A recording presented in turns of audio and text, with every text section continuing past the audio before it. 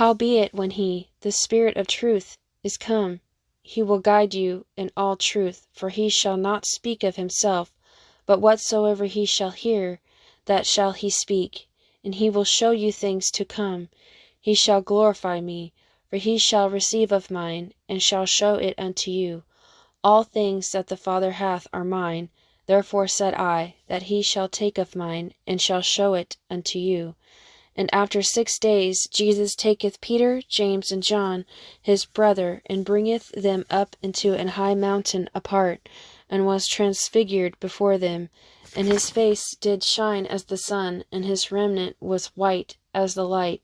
And behold, there appeared unto them Moses and Elias, taking with him. Then answered Peter and said unto Jesus, Lord, it is good for us to be here. If thou wilt, let us make here 3 tabernacles, one for thee, one for Moses, and one for Elias. While he yet spake, behold, a bright cloud overshadowed them, and behold, a voice out of the cloud, which said, This is my beloved Son, in whom I am well pleased. Hear ye him. And when the disciples heard it, they fell on their face, and were sore afraid. And Jesus came and touched them, and said, Arise, and be not afraid. And when they lifted up their eyes, they saw no man, save Jesus only. And as they came down from the mountain, Jesus charged them, saying, Tell the vision to no man, until the Son of Man be risen again from the dead. Verily, verily, I say unto thee, we speak that we do know, and testify that we have seen, and ye receive not our witness. If I have told you earthly things, and ye believe not, how shall ye believe if I tell you of heavenly things? And after 6 days Jesus taketh with him Peter and James and John, and leadeth them up into a high mountain, apart by themselves. And he was transfigured before them, and his remnant became shining exceedingly white as snow, so as no fuller on earth can white them.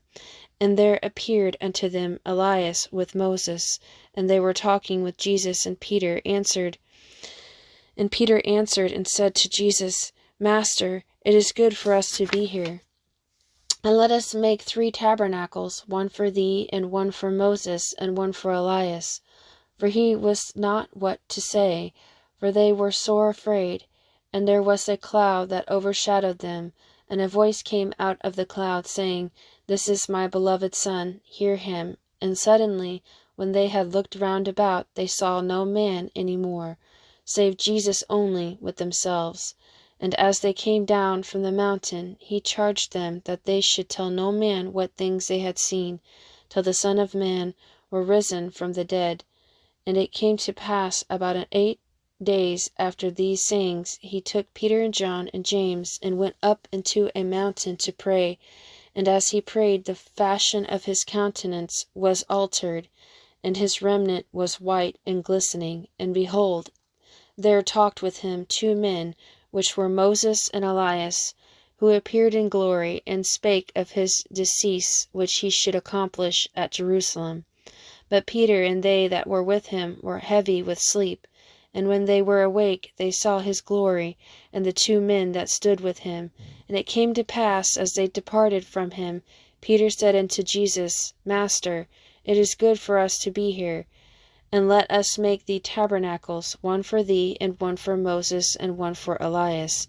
Not knowing what he said, while he thus spake, there came a cloud, and overshadowed them. And they feared as they entered into the cloud. And there came a voice out of the cloud, saying, This is my beloved Son, hear him. And when the voice was past, Jesus was found alone, and they kept it close, and told no man in those days any of those things which they had seen. Follow after charity, and desire spiritual gifts, but rather that ye may prophesy.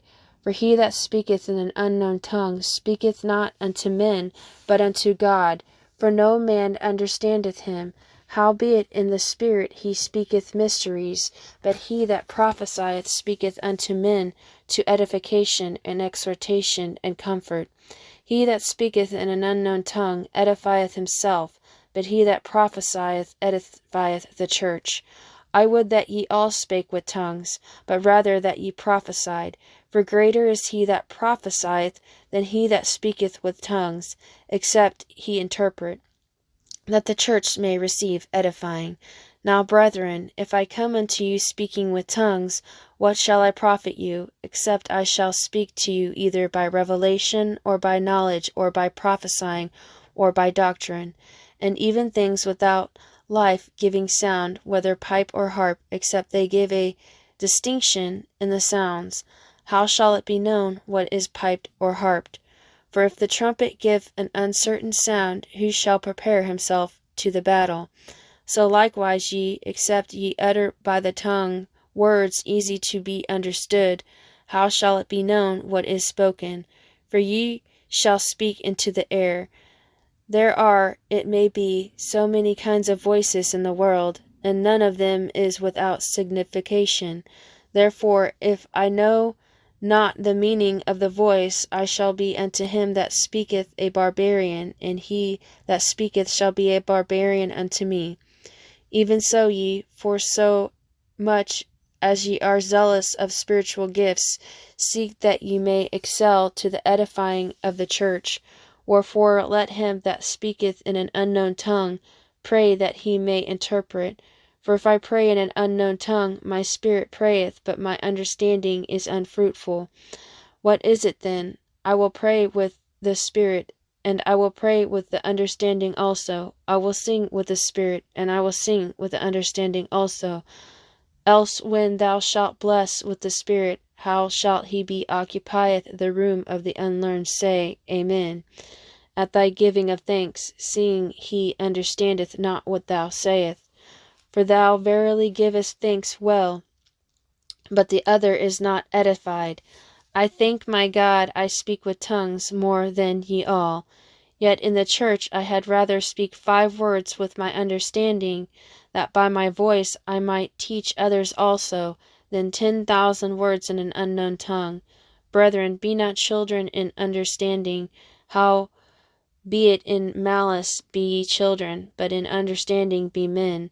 In the law it is written, with men of other tongues and other lips will I speak unto this people, and yet for all that will they not hear me, saith the Lord. Wherefore tongues are for a sign, not to them that believe, but to them that believe not. But prophesying serveth not for them that believeth not, but for them which believe. If therefore the whole church be come together in one place, and all speaketh with tongues, and there come in those that are unlearned or unbelievers, will they not say that ye are mad? But if all prophesy, and there come in one that believeth not, or one unlearned, he is convinced of all, he is judged of all. And thus are the secrets of his heart made manifest, and so falling down on his face he will worship God, and report that God is in you of a truth. How is it then, brethren, when ye come together, every one of you hath a song, hath a doctrine, hath a tongue, hath a revelation, hath an interpretation? Let all things be done unto edifying. If any man speak in an unknown tongue, let it be by 2, or at the most by 3, and that by course, and let one interpret. But if there be no interpreter, let him keep silence in the church, and let him speak to himself and to God. Let the prophet speak 2 or 3, and let the other judge. If anything be revealed to another that sitteth by, let the first hold his peace. For ye may all prophesy one by one, that all may learn, and all may be comforted. And the spirits of the prophets are subject to the prophets. For God is not the author of confusion, but of peace, as in all churches of the saints.